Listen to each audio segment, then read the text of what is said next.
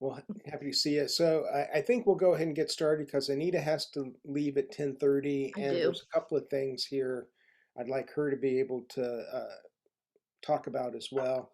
So I'm going to start out. I mean, we all know each other. There were a few people that I don't know too well that had said they were interested. So I kind of wanted to have time for some introductions in case we didn't know everybody, but also to understand what what has drawn you to the idea of a green team. Or I think where my mind really is when I kick this off is really more interest. Oh, there's Sue, uh, in what I would call creation care. So we definitely are interested in better.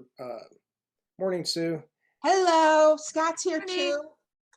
We had to. Why don't you let me in there? Yeah, all right. Here we Two go. of other stuff you gotta do. I'm gonna be two a little bit. I can do a little. Okay. Morning. Morning, And I'm sorry, I know Sue. What's your first name? Scott. Scott. Thank you. All right. We were just getting started. Anita has to leave at 10:30, so I wanted to get going. So right now, I'm kind of just going through my thoughts on this group. So I called it a green team because that's really the most common term I found out there, and certainly have a concern for greening our meeting house where appropriate, and educating our community on things they can do.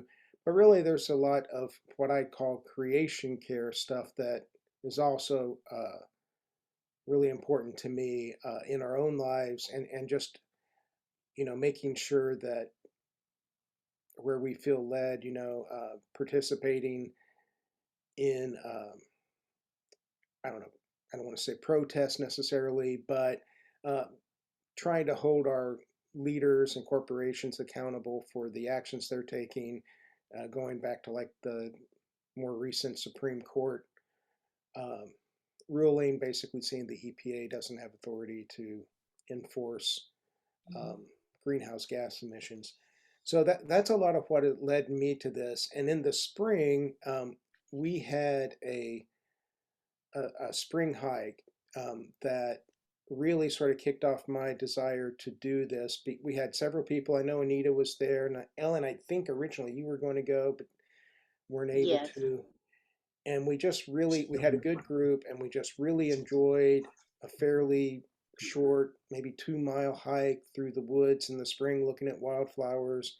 And then we had a great lunch afterwards, and just a really good time. So that's really kind of what led me here. But I'd kind of like to know what has led all of you here too, and what you're passionate about in terms of green initiatives or just creation care. Mhm. So maybe Anita, you could go first and lead that off. Yeah, there's so many things. I mean, one of the things that Jeff and I had talked about is that, we're both part of Peace and Social Justice, and we tend to overwhelm that group with our environmental concerns. So we kind of felt like um, it was valid and valuable and needed to have maybe a separate group that really just focused on climate, environmental, green concerns, whatever words you like to use. And then the other thing is too, I'm I'm always looking for ways to get involved and just how to lend my own voice or my own actions um, to the positive for environmental concerns, and it's difficult. I mean, yeah, and that's the other thing that I'm looking for too. I'm finding that I really need like-minded people, because I tend to get really um disappointed. I don't want to say depressed is rather strong, but it's kind of verging on depressed and hopeless, that type of thing. Um, after, you know, I mean, I'm 58 after at least 52 years of being concerned and trying to do something, and still nothing happens, you know. And I look around every day and just scratch my head at things that I see. And so I've continually looked for things to do and groups to, you know, keep me uplifted and hopeful. So that's really why I'm here. So I'm really grateful for Jeff to sort of spearhead this and get it going. I'm spread a little thin these days, but I'm going to certainly, I mean, this is something that's really, really important to me. So I'm certainly going to do what I can. Carol, would you like to go next? I'm going to say ditto on Anita's comments. And then we took an Alaska cruise. It wasn't one of the big mega cruise ships. It was a small one, 140 passengers. And there was a biologist on board, and we were looking at glaciers. And so he presented an awful lot of information about glaciers and their, you know, how they work and the ice core. And I'm looking around at all these people that I'd come to know as pretty conservative. I'm going to say predominantly Republican, you know, that kind of climate change is a hoax, but they're listening with rapture at what he's presenting. He never mentioned climate change. He never mentioned, but they were interested and they were listening. And I approached him at the end and I said, this might have been a good time for you to say what people can do when they get home. Because basically what he was presenting was much of what I had seen about The Inconvenient Truth with Al Gore years ago, whenever that first came out. Years ago. Yeah. Years ago. And these people are looking at it like, oh, this is new you know, this is great. This is, and I'm thinking, there's a communication disconnect. How can we better communicate that? And that leads me back to your introduction, Jeff.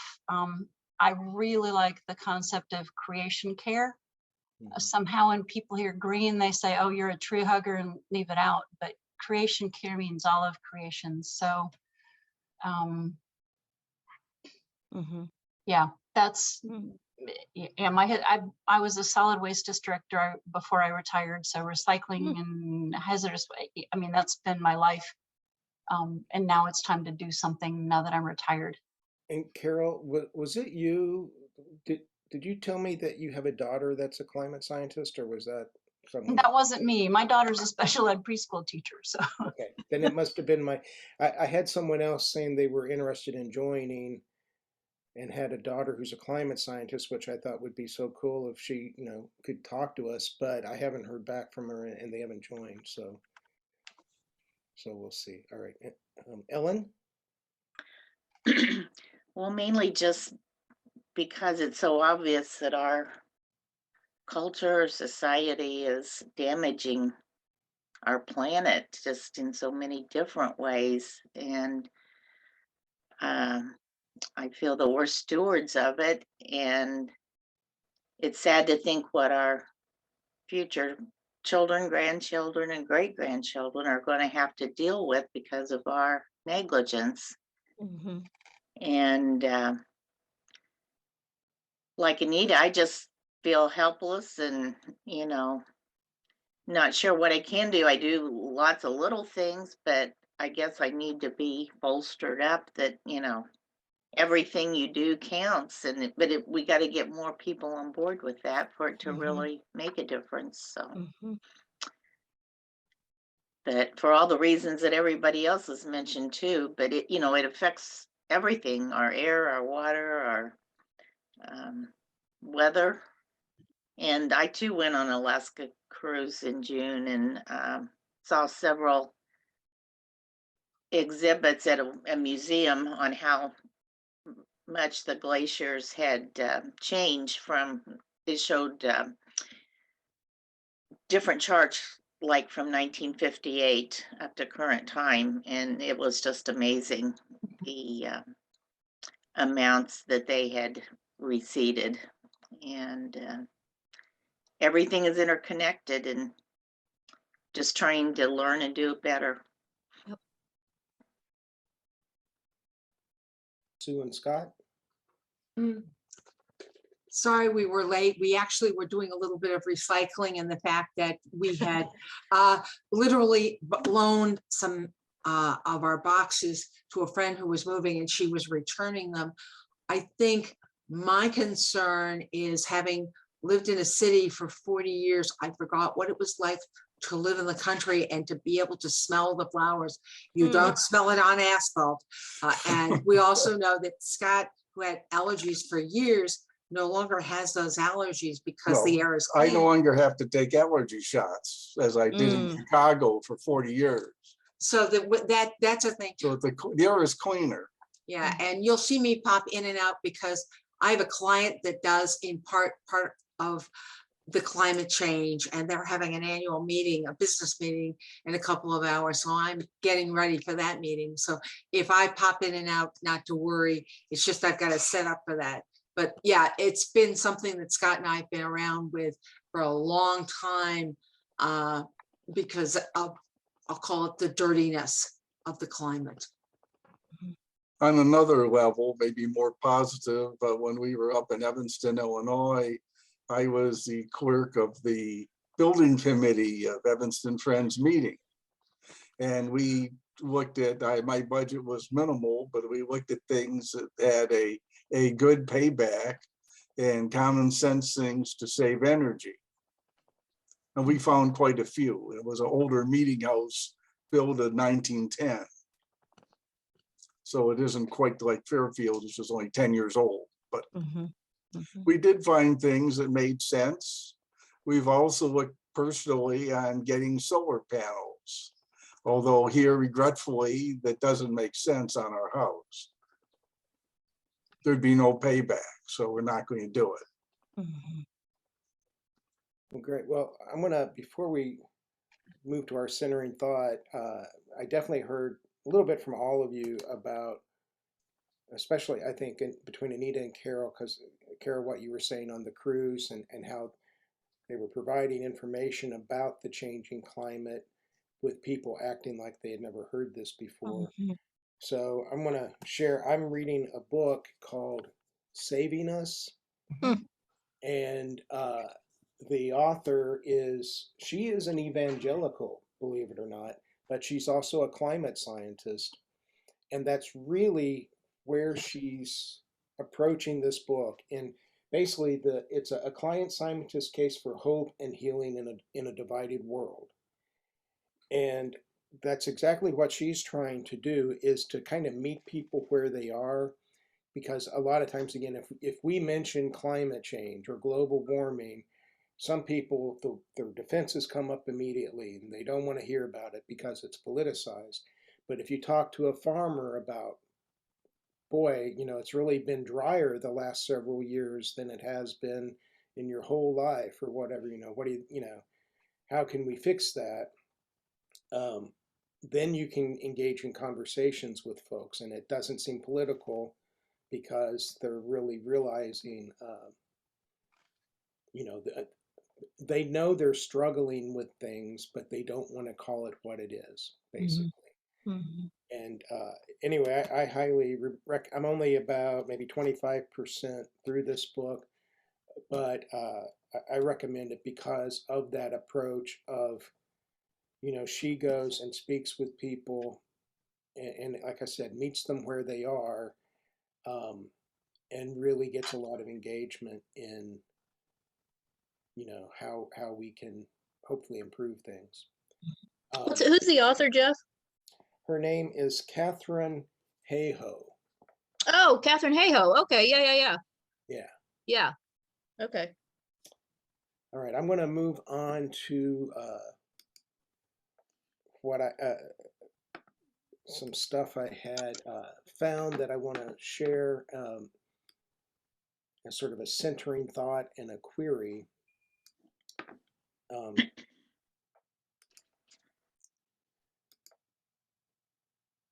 All right, so if you can see my screen now, This is from the Friends Center in Philadelphia, and kind of what Scott was talking about. I'll read this out loud in case you can't see the words very well. But what they're doing is they're tying it into the spices, how they're approaching the greening. So integrity. If friends are to speak about peace, equality, and simplicity in the 21st century, we must address our role and the role of our buildings in contributing to environmental degradation and global competition for energy resources. And then peace. The wars of the 21st century are predicted to be over fossil fuel reserves and water resources.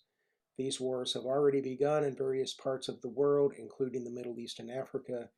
Continued overconsumption of energy resources is a seed of war that finds nourishment in our way of living. By creating a fossil fuel-free building, Friends Center is working not only to stop nourishing the seed of war, but also to show a way to others. And Scott, I hear you, about payback and stuff like that. That's I think something we have to discern on what really works for us. But I liked how they tied the dependency on fossil fuels to fueling war. Uh, and then equality. According to calculations done in the 1990s, if everyone on Earth used resources and produced waste at the rate of the average American, it would take 4 Earths to sustain us. There cannot be equality if we consume more and more of the Earth's resources while others are deprived of clean air, clean water, and fuel for cooking food. By reducing our energy consumption, conserving water, and reducing waste, Friends Center is taking steps toward reducing our overconsumption of resources. And we see that you don't have to look at, you can look at within our own borders in the United States to see the impact of this equality. Flint, Michigan definitely comes to mind, but there are many, many other places too. And then simplicity. The testimony of simplicity calls us to remove from our lives the superfluous things that distract us from living in harmony with each other and with creation.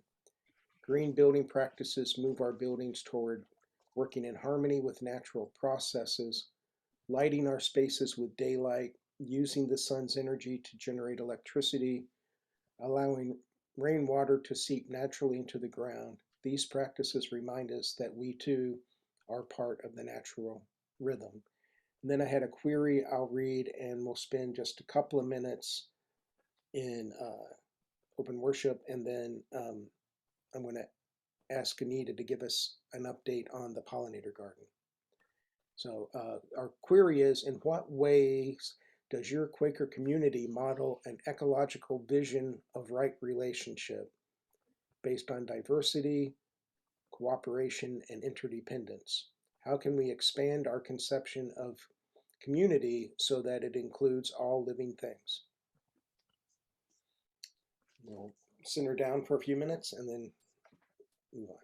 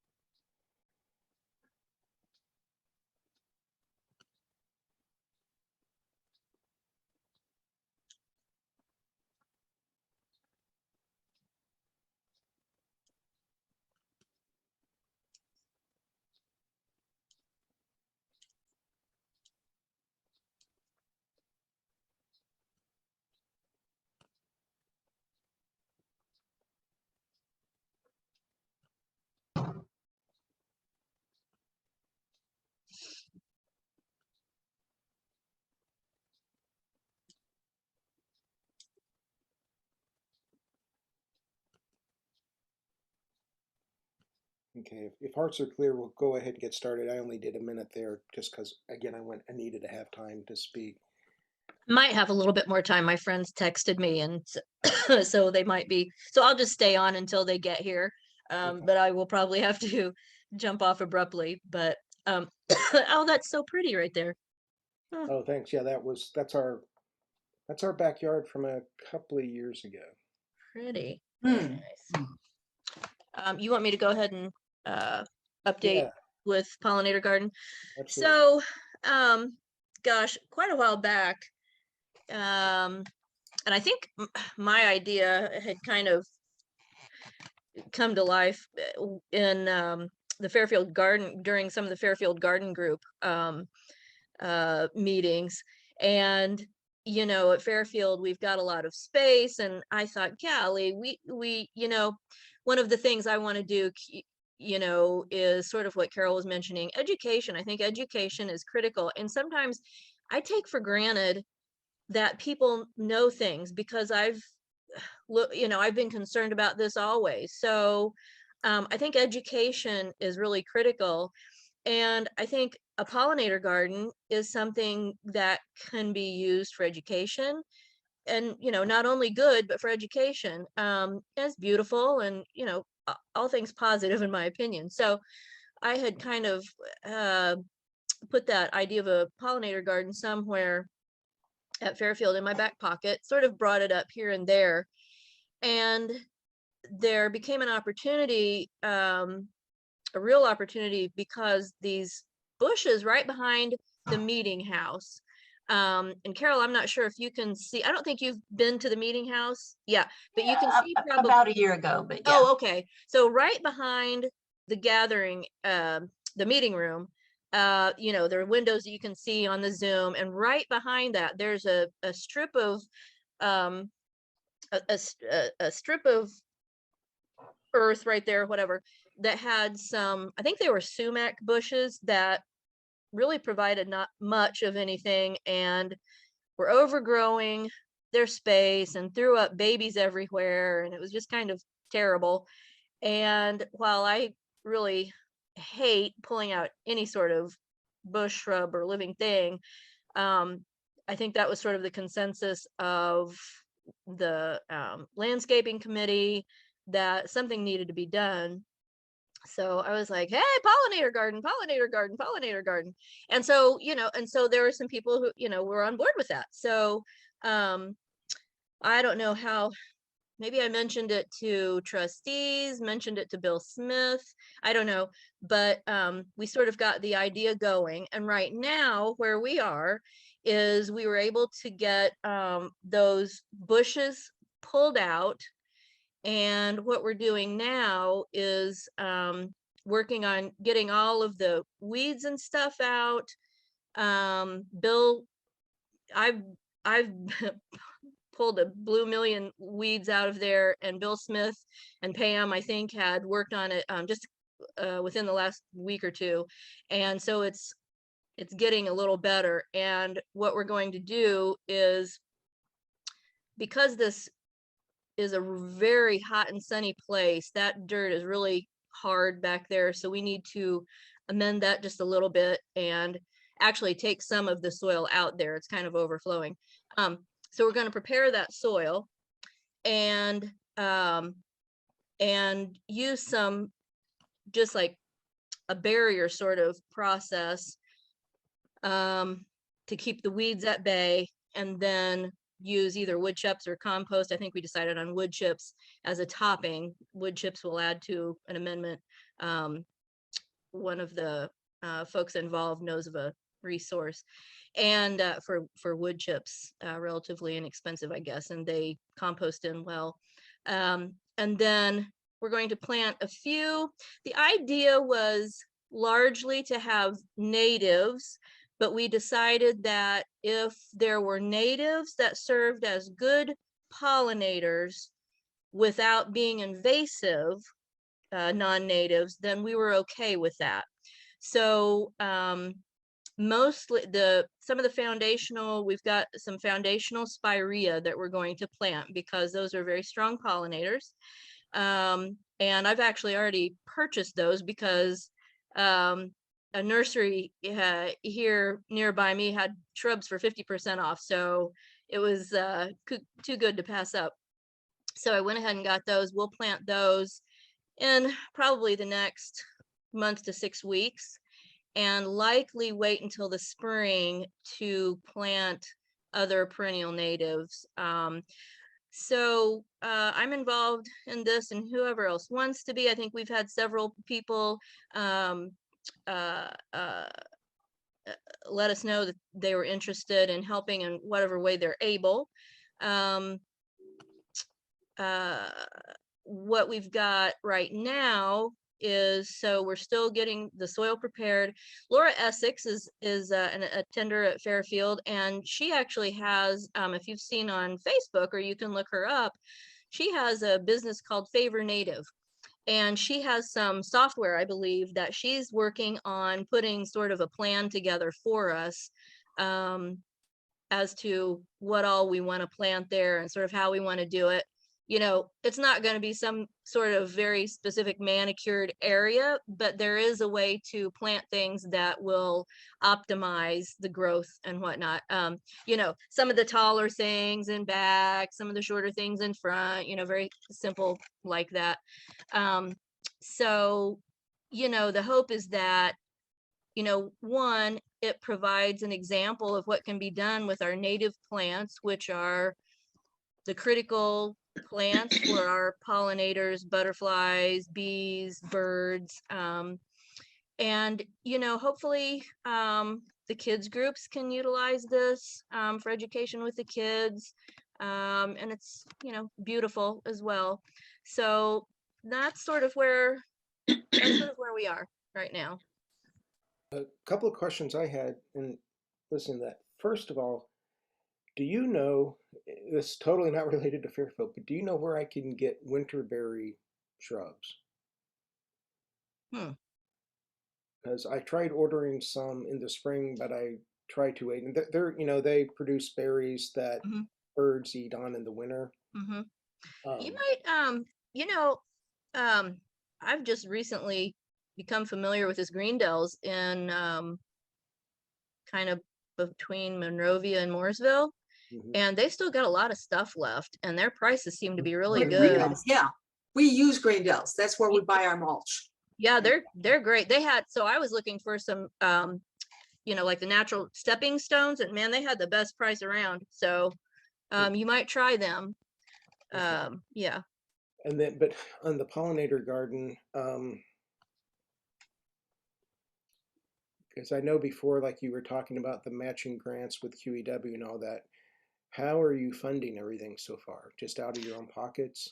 Well, right now, so I intend to move forward and see if I can, you know, secure one of the mini grants from QEW. But because of the way it's working right now, I kind of wanted to talk to one of the folks that I know pretty well on the mini grants working group for QEW.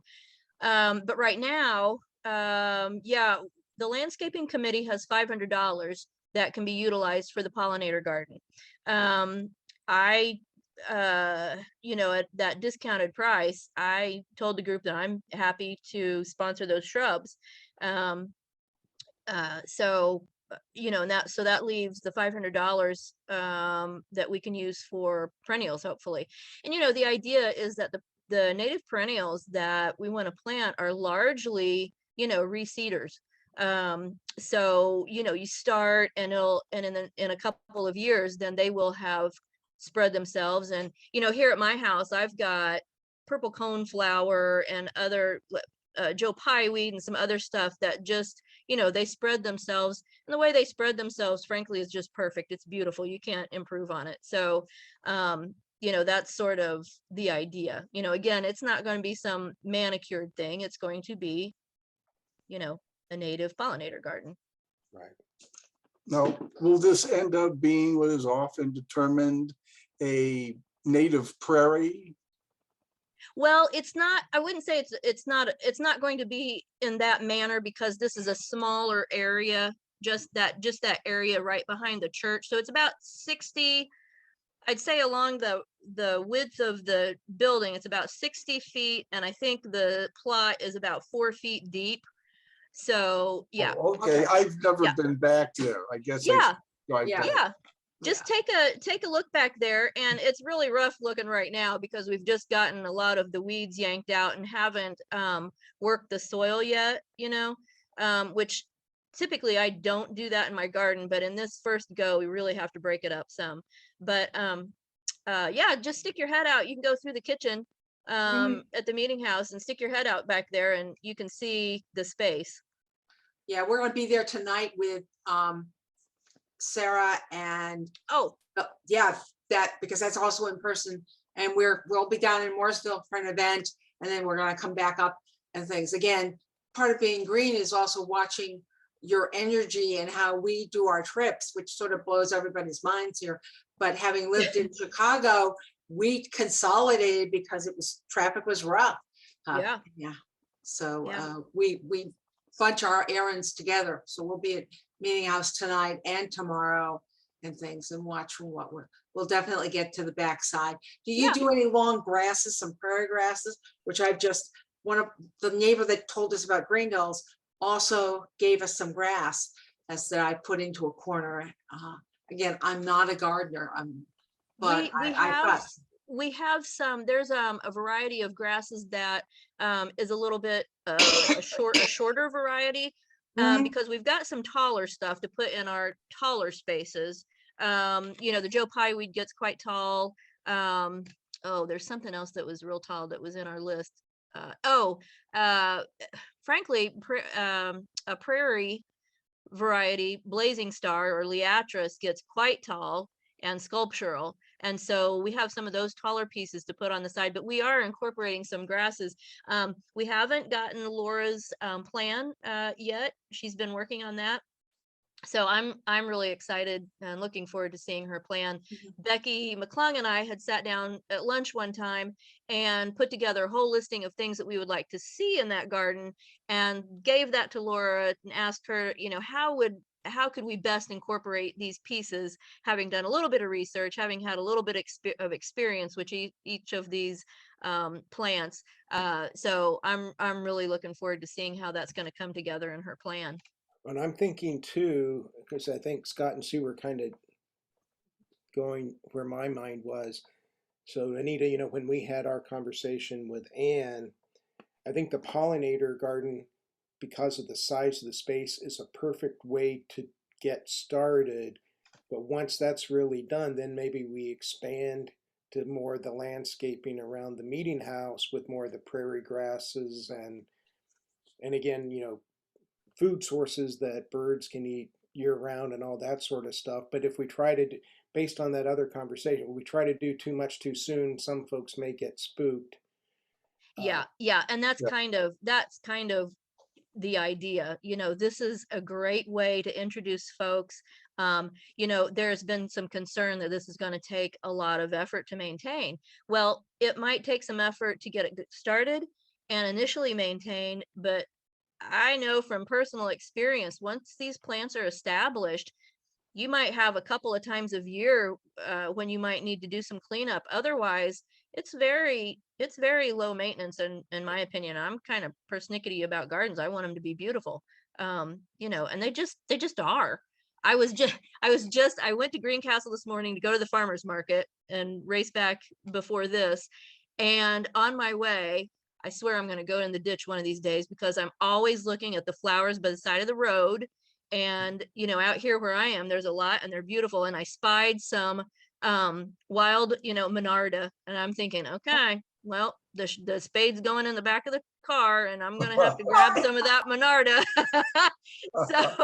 So that's going to be added to my space. I mean, but it's beautiful, and it's a great pollinator. So Anita, did you see the picture I sent you from the Smokies of a pollinator garden, a signage yes, about it? I did. Yeah, I did. And that's something that I think is down the road that we'll want to talk about.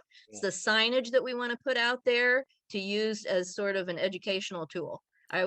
I thought that was, obviously what they have would be way too expensive probably for us to do.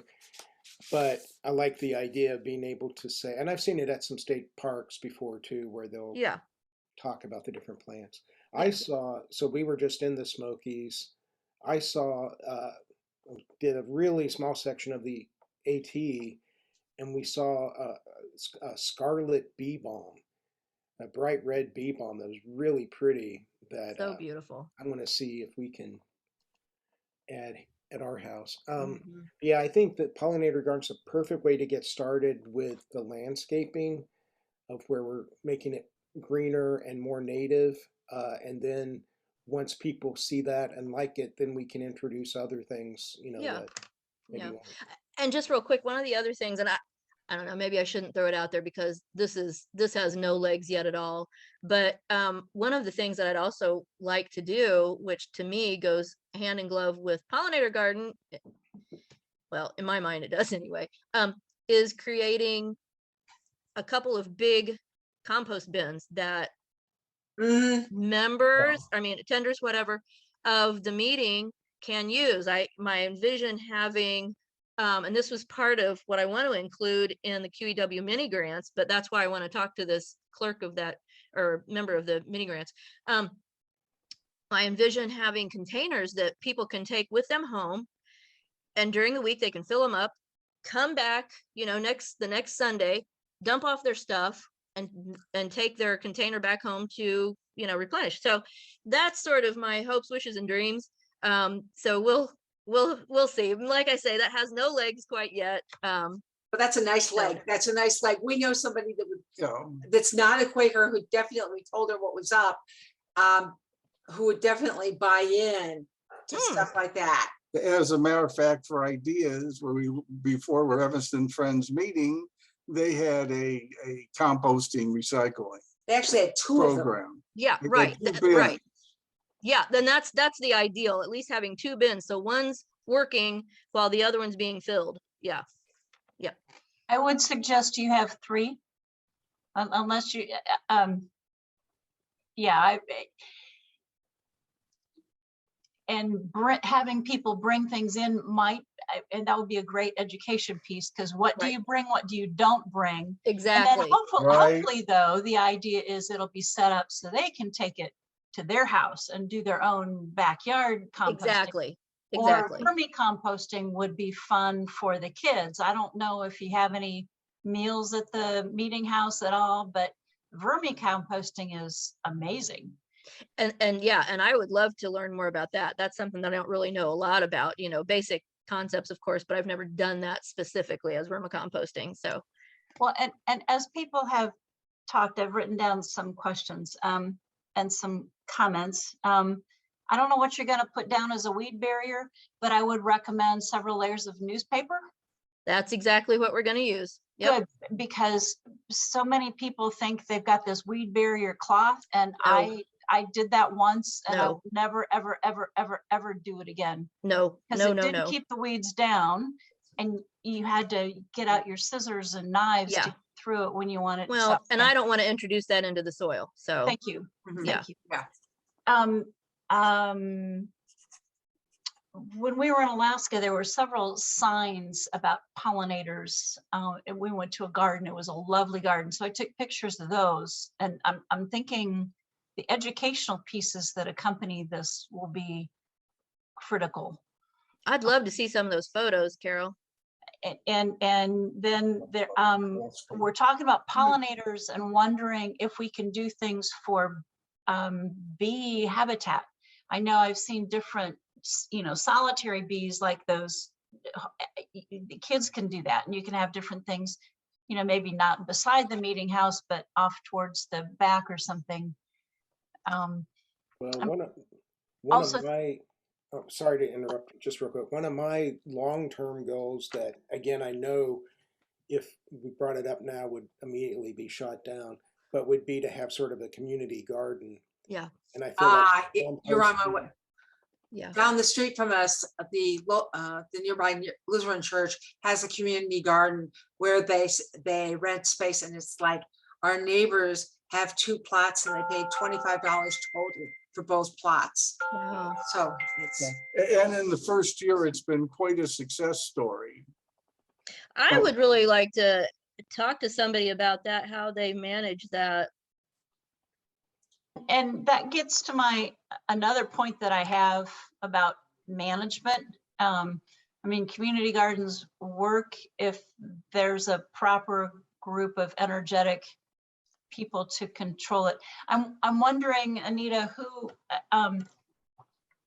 if you provide a plant list, I'm wondering how many of the plants can't come from our own gardens? That's a great idea. I mean, the people who've been involved have talked and discussed, and like, I've got coneflowers that can be transplanted.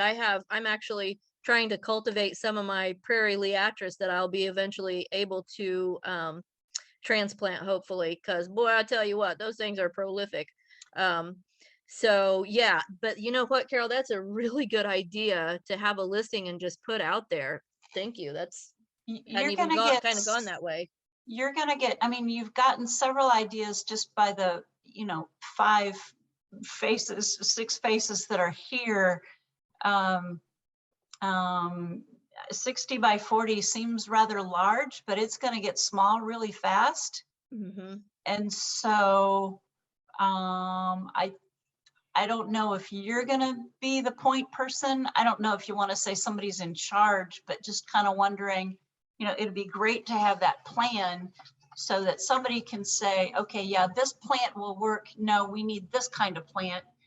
Save that plant, put that, and some of this is like, okay, no, we don't need that plant, but put that plant in your house at your home. That's a great idea, but it doesn't fit with our plan. Mm-hmm.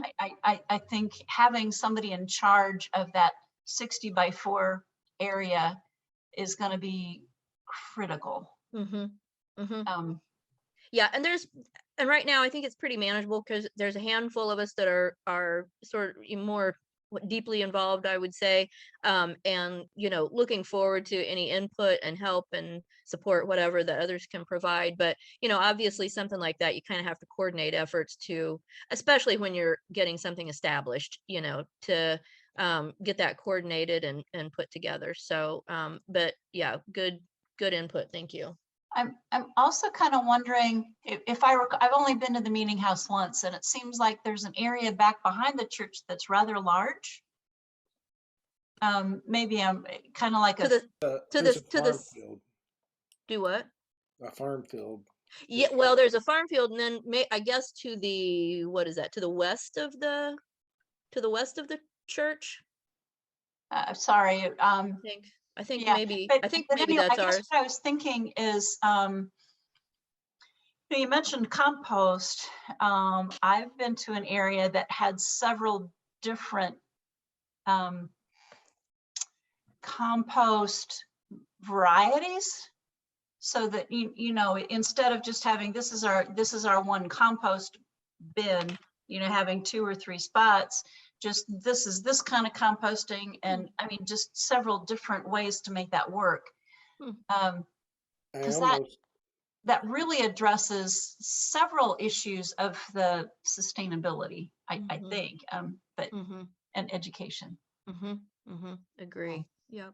I almost feel that the composting might fit better with like the community garden thing, because like Anita, where were you thinking about putting the bins? Because We were kind of thinking about when you enter the parking lot from Canby Road, and if you were to head back behind the church, where the dumpster is, there's a lot of space in that strip right there next to the dumpster that people just could kind of, like, not right there back by the dumpster, up a little bit, but where people could just kind of drive up there, empty their stuff, but I haven't honestly given that was sort of my initial idea, but I haven't given that a lot of thought, to be honest, because it needs to be close.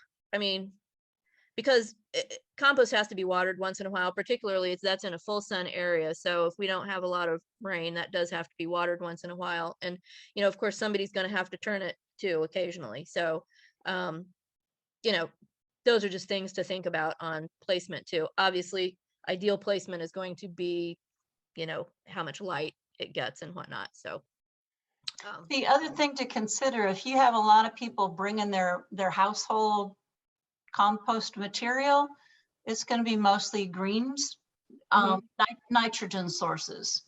We're going to need to have on hand a carbon source, browns, so that we don't end up having a stink.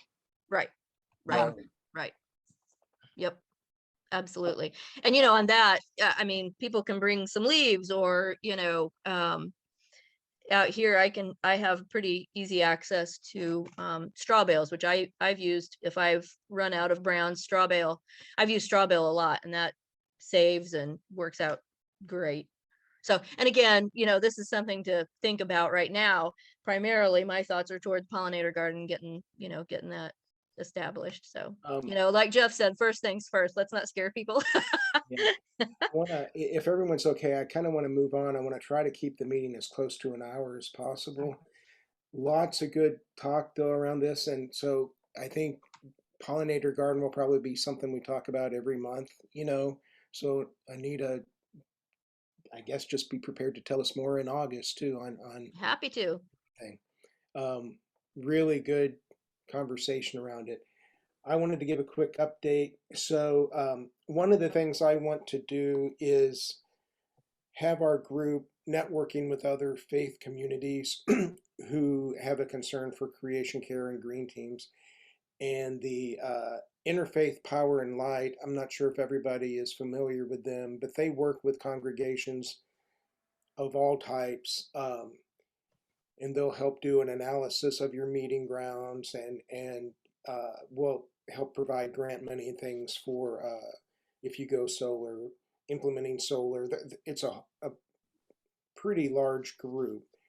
Um, they have a what they call Green Team Network registry that as soon as I had the go ahead from Peace and Social Justice that we could kind of create this group, I submitted our information on their website, but I'm not sure the website was working well because I've never heard anything back. But I see now from an email I got from Western Yearly Meeting last night that the Hoosier Interfaith Power and Light is going to be at Western Yearly Meeting. So that will be a perfect time to grab them and find more information. So that's my update. I don't really have an update, but now that we know they're going to be speaking at Western Yearly Meeting, hopefully we can get a little bit of traction of how we can then, because like the conversations we're having, I want to learn from people who have already done this before in their faith communities and what were their challenges, how did they move through it, and all of that. Where did they start? Everything. And then some things about Western Yearly Meeting. So this woman, Charisse, I know I mess up the pronunciation of her name, Charisse Bach. She is Quaker and an eco theologian based out of Oregon. And she is going to be speaking at our Western Yearly Meeting summer sessions. I guess it's next weekend. She's going to be providing a lecture Friday evening. I think it's around 7 p.m. on the 22nd. There's also some sort of John Woolman play or something that occurs before that. Anita, do you know much about that? I don't. I just recall reading in the Western Yearly Meeting update newsletter thing, I think, that came out, just something about that. I that's about all I recall, is that it was happening. It's done by a guy from Iowa who's done some stuff, was in person at West Newton about a month and a half ago. Oh, So he's quite good as John Woolman. And so that's an interesting thing. And Charisse we have to say that Charisse started out, even when they first started talking about this back in like last November, she had said she would only do it via Zoom because of the carbon used in airplanes, and let's reduce it. So she walks the walk, and things, and not just doing talk. And so that's a really good thing. That's what I know from meetings that we attended back November and things. So Yeah, I read a book that she had contributed a couple of essays to, and I was really impressed. So, Carol, the good news for you is I think a lot of this will be available over Zoom as well, so you can attend.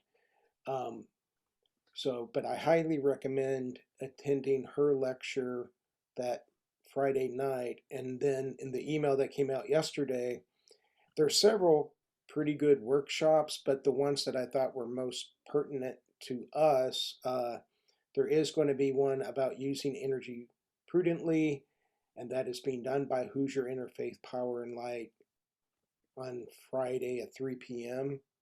I think that's the one where, I may have to attend that one through Zoom because I'll technically still be working. But there should be opportunity there for us to make contact with those folks. And I know they'll come and speak, at the meeting house really about what they do and how it all works. We just need to make that. In fact, I think Mary Dooley told me they have done that in the past for Fairfield, and it kind of died on the vine. Go ahead, Anita. Jeff, I was thinking, that would be something that to me would be a good thing that we could maybe utilize during a chat room.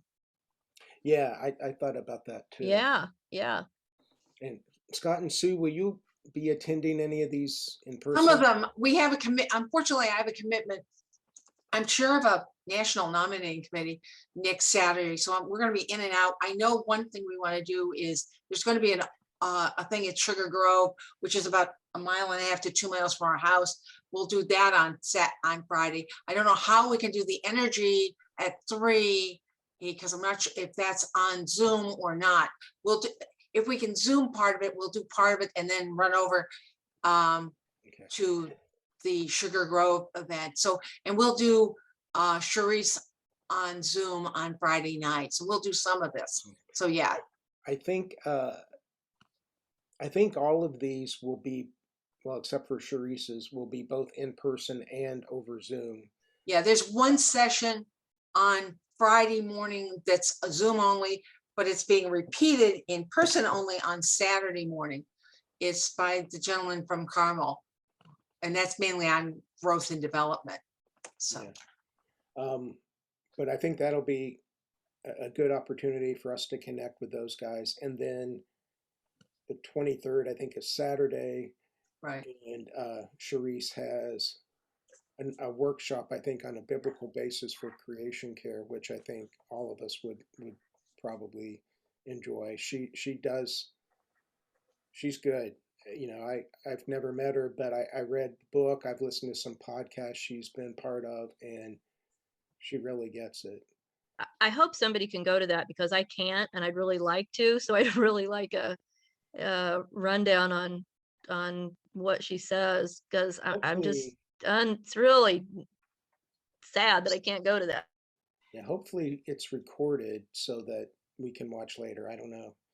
I think Sarah is the clerk for Western Yearly Meeting. Maybe Is Sarah's the retiring clerk, and I sort of bugged the poor lady a bit because I keep saying, hey, can we do this? Can we record stuff? So yeah, when we see her tonight, I'm definitely going to say, hey, are we recording? Because I know tonight is both in person and online. Yeah, because I think, there's a lot of good information here, but everybody can't attend it right at the time, and that would be great. Is there a link to know, like if I want to do the 7 o'clock on July 22nd, is there a link directly to that? Is there a? There is a link. If you send an email to one of us, I know I've got it. I looked at it this morning. And I can give you my email and I can get it to you. Well, Can I just Um, put it in the chat, Sue? Yeah, sure. Put it in the chat and one of us picks it up and you might get 4 copies of something, but fine. Good. Right. So that's everything going on in Western yearly meeting. And again, I wanted us to have a little bit of time to talk about what we would like to focus on for the last half of this year. Obviously, the pollinator is a big one. One thing, just to share my thoughts, what I want to work on. So I'm going to, so I've maintained the Fairfield webpage also. And I realized that we have nothing on our webpage talking about our children's church. So I'm going to talk to Tara to see what she would like on the webpage so we can put it there. But I'll also talk to her about maybe some creation care or green things that she could, maybe in the fall introduce into what she teaches the kids at the meeting. So that's one thing I'm going to work on, and then also I will be arranging a hike in the fall again when the leaves are turning to just get out and enjoy nature. That'll be good. Oh, Anita had to leave, Yeah. so that will be another thing of mine, and maybe we'll try to meet it somewhere between Indianapolis and Monticello, Carol. So maybe you could attend too. Okay. So those are my main things. What would you guys think are good things to be working on? Just topics, things that you're passionate about. What I thought is we'll get some ideas this month, and then when we meet in August, maybe we'll sort of focus on which ones we really want to do. So, what are things of interest to you that you would like to work on throughout 2022? I would like to see us work on making the meeting house more energy efficient. I know when we were in Evanston again, we ended up lowering the temperature in the winter and raising it in the summer, which helped. That's cost nothing. And then our light bulbs, we changed over to LED whenever possible. And both of those are simple, low cost or no cost things that have a payback and may heighten the interest in something more involved. Okay. And just so everyone knows, so I'm going to write all of this down and I'm going to send out some minutes when we're done so you have a list to think about before we meet again in August. So I've got Scott, energy efficient meeting house, particularly around light bulbs. Is anybody else familiar with an acronym WASTE, WASTE? It's a 5-prong way of kind of looking at the environment. So W is for water, A is for air, S is for, can't remember what S is for, maybe soil. T would be for trash, I think, and then E is for energy. So, if we're gonna do this whole green, I guess I kind of like to control my focus. And so I don't know if we want to think about, something from each one of those areas or just narrow it down to one area. I've seen that before. I'll do a little digging on it and include it because I think that makes sense where we kind of frame it, our actions through something like that. So, okay, I'll look into that, Carol, and we'll move forward.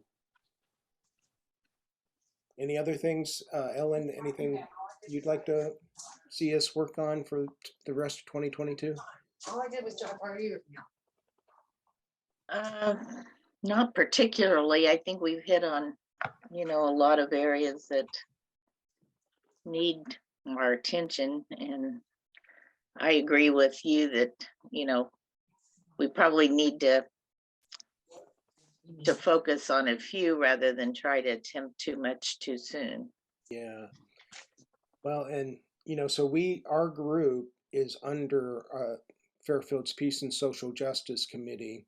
So each month I'll be reporting back to Peace and Social Justice what we're doing. Mhm. And the one thing that we learned, I think not just around uh, green initiatives, but things in general, I think some folks at Fairfield are a little resistant to change. And if we try to do too much at once, we may come up against some barriers. So that's like what you're talking about, the pollinator garden. I think that's going to be a great thing, a showpiece thing, kind of that can be shown off and look at this thing we did. It didn't cost that much money, and it's helping pollinators, and it looks great, and all sorts of things. So we'll probably be best to introduce like one thing at a time at the meeting house. But Carol, I like your idea on the waste acronym, and I'll definitely look at that and see the areas we can pick from as we move forward. And again, besides just our meeting house, I want us to be able to educate our community too on how they can do things at home. I want to start doing a newsletter or an article in our newsletter each month. Um, this first month, I've started kind of writing it, but it's really just going to be about our group and the things we're wanting to work on, and invite others to join us if they're interested.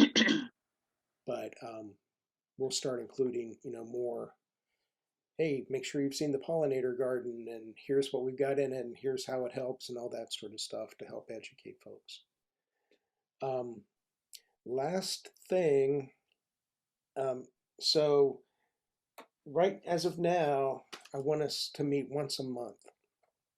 And in August, Saturdays are usually best for me. I picked 10 a.m. this time just because I felt like it wasn't too early, but it wasn't too late. But I'm open to any time to meet. But in August, either the 20th or the 27th are the two Saturdays that I'm available. Yeah, we can't do the 20th.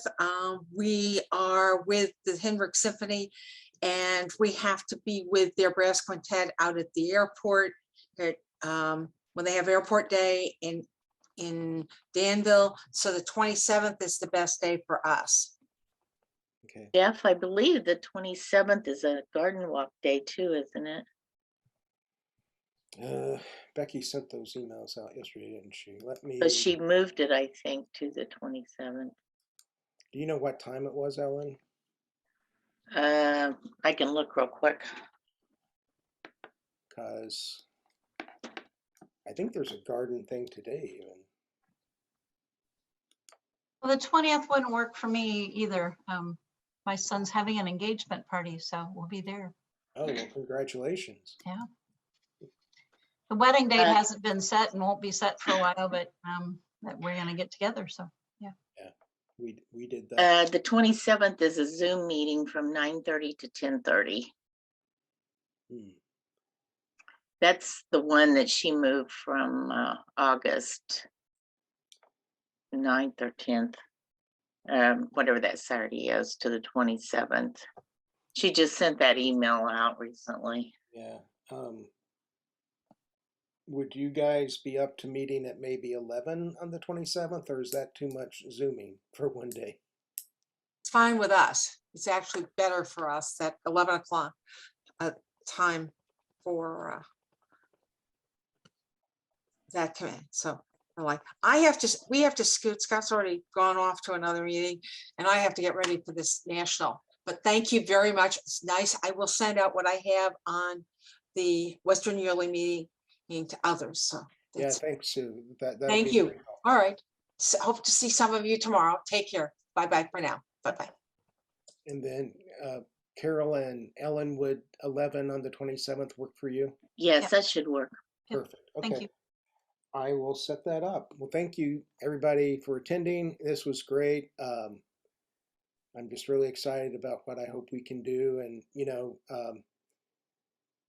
we are definitely living in interesting times, and the next 2 years, I think, are going to be pretty pivotal for our country. And being able to stand together is better than standing alone, against these things. So everybody take care, and we'll see you next month. Thanks, Jeff. Thanks for your efforts to get us organized. Oh, absolutely. Everybody have Thank a you. good rest of your weekend. Thanks. Bye-bye.